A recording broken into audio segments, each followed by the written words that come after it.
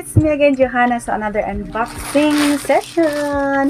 Another pampaganda moment. So, unbox natin kung tama ba dumating.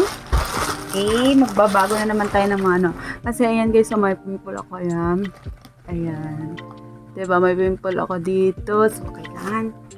Diba, nagpalit na ako guys ng pang-pa-beauty ko. So, hindi na ako gagamit nung ginamit ko dati. So, ito naman bago. At dahil hindi ko nga makita ang blade, ito kutsilyo. Ayan. Ito. Iyak na yung anak ko. Sabi niya, bakit kutsilyo? Baka hurt mo ko. Char. Ayan. So, hirap buksan. Talaga yung box. Sabi ng anak ko, bakit ikaw lang? Ba't di mo ako ginoin? Dapat ginoin mo ako kasi ako yung magdadala, kasi ako yung cute. Ano kaisan? Siya agad-agad bubuksan. Yan, nabuksan na. Nakakalo. Oh!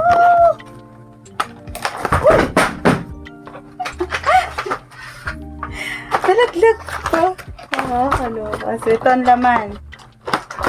Okay. Ang ganda yung lalagyan. Ito ang lalagyan. Ito ang lalagyan, guys. Tapos, meron siyang dalawang sabon.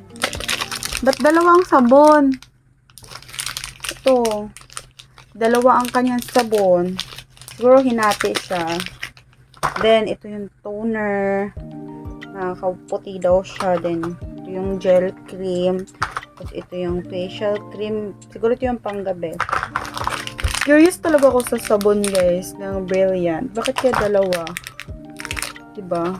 So, gusto ko siyang buksan. Color white. Tapos yung isa, color white din. Parang tanga lang.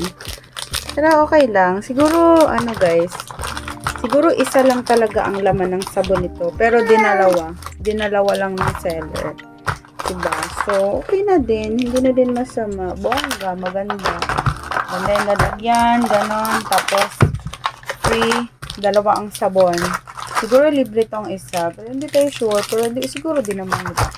So, yun lang guys. Whitening set ito guys, maintenance. Kasi breastfeeding ako. So, ito yung ano kay Zainab. So, yun lang guys. Thank you.